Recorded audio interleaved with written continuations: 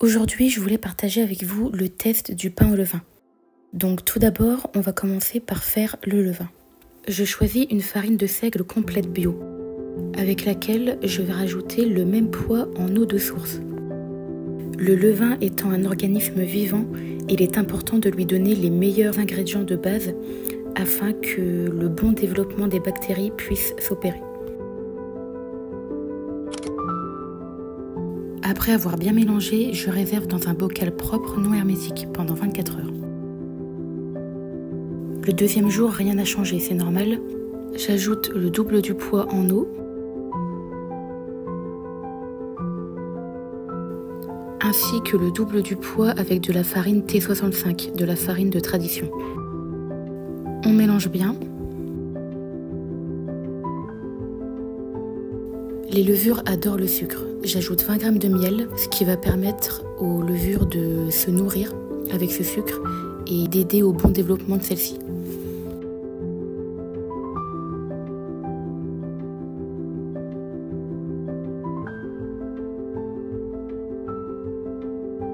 On nettoie un petit peu le bocal et c'est reparti pour 24 heures de repos. Le troisième jour, on peut voir que la texture est un peu différente. Elle est plus aérée. C'est le signe qu'une fermentation commence.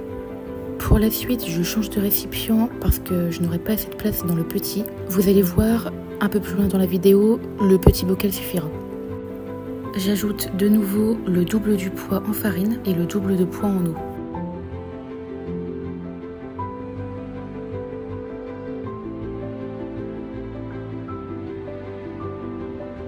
Et on repart pour 24 heures de repos.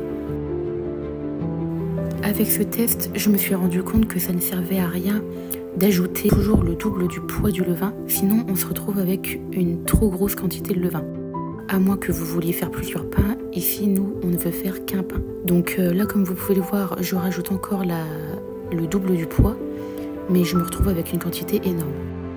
Vous pouvez trouver des recettes sur internet pour utiliser le levain en trop. Nous ici, pour la recette du pain, on va garder entre 100 et 150 grammes. Le principe du rafraîchi étant de doubler le poids du levain en eau et en farine, on a besoin de 200 grammes, donc 100 grammes c'est suffisant. En ce moment, il fait très froid ici, donc je n'ai pas nourri le levain pour une journée. La température étant basse, la fermentation était très calme. 6e jour et dernier rafraîchi. Je nourris donc mon levain de 100 grammes avec le double de son poids, 100 grammes de farine et 100 grammes d'eau.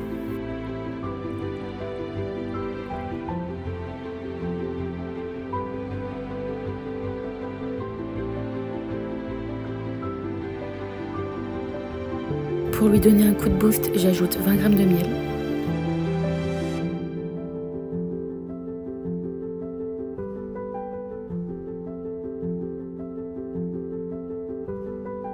Et c'est reparti pour 24 heures. Près du poêle pour lui donner un petit peu de chaleur. 7e jour, le jour du pain. Alors on peut voir que le levain est bien actif. Il y a une belle fermentation et on va donc pouvoir commencer à faire le pain. Donc pour cela, j'ajoute 200 g de levain. Pour le reste des ingrédients, j'ai choisi de partir sur 3 types de farines différentes, du sel et de l'eau. J'ajoute à mon levain 320 g de farine T65, 100 g de farine d'épeautre et 80 g de farine de seigle. Donc ça nous fait un total de 500 g de farine pour 200 g de levain. Après avoir mélangé grossièrement, j'ajoute mes 10 g de sel fin. C'est important à ce que le sel ne soit pas en contact direct avec le levain. Je commence par ajouter 300 ml d'eau. Bien sûr, cette étape, vous pouvez la faire au robot, mais moi je préfère travailler avec les mains, tout simplement parce qu'on sent mieux les éléments. En fonction de votre farine, ça va nécessiter plus ou moins d'eau. Moi là, je sens qu'il faut rajouter de l'eau. J'ajoute 50 ml de plus. Et là, c'est parti pour pétrir la pâte 10 à 15 minutes. Au bout de 10 minutes, on peut voir que la pâte commence à s'assouplir et qu'elle devient plus élastique.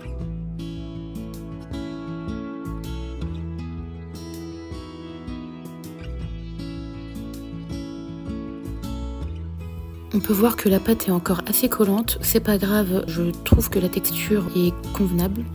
La texture variera en fonction du taux d'hydratation de votre pâte. Après le pétrissage de 15 minutes, je couvre avec un torchon humide.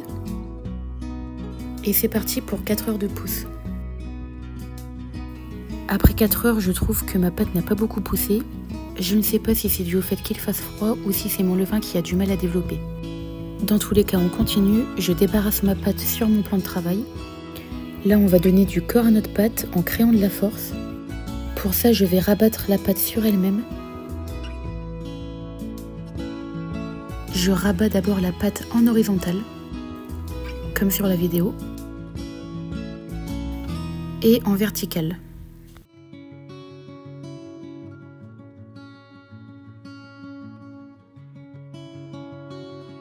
Avec la corne, je viens rabattre la pâte sous le dessous, en essayant de lui donner une forme ronde et toujours lui donner un petit peu plus de corps.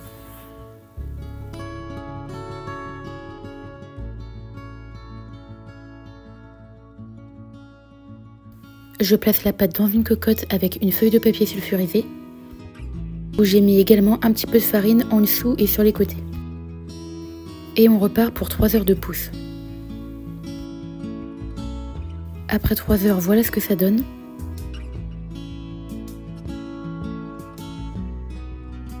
Je laisse ma pâte au réfrigérateur pour faire cuire mon pain demain matin. Le lendemain, ma pâte tout juste sortie du frigo, je parsème un petit peu de farine dessus. Là, je l'entaille afin que la vapeur puisse s'échapper. Ici, vous pouvez vraiment vous amuser à faire des motifs qui vous plaisent.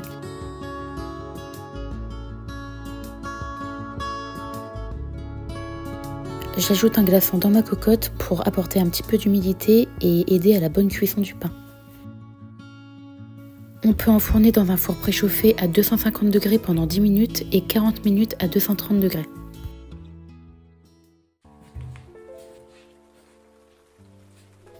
À la sortie du four, on débarrasse le pain sur une grille et on attend 30 minutes que ça refroidisse.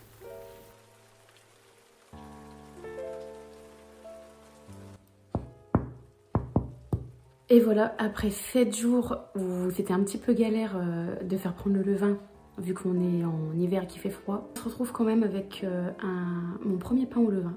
On va le couper ensemble pour voir ce que ça donne à l'intérieur. Donc, la mie, elle est bien croustillante.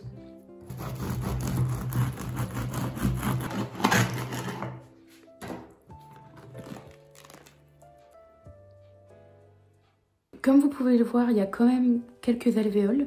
Là, je me posais un petit peu la question parce qu'au vu de la pousse qui n'était pas énorme, vu que dedans, pour rappel, il y a de la farine de seigle qui est très peu riche en gluten.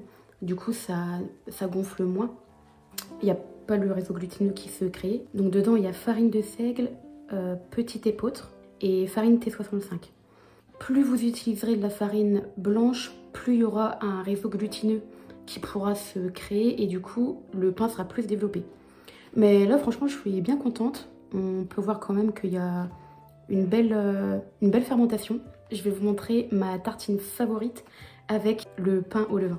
Rien de plus simple, il vous faudra du beurre et un petit peu de miel.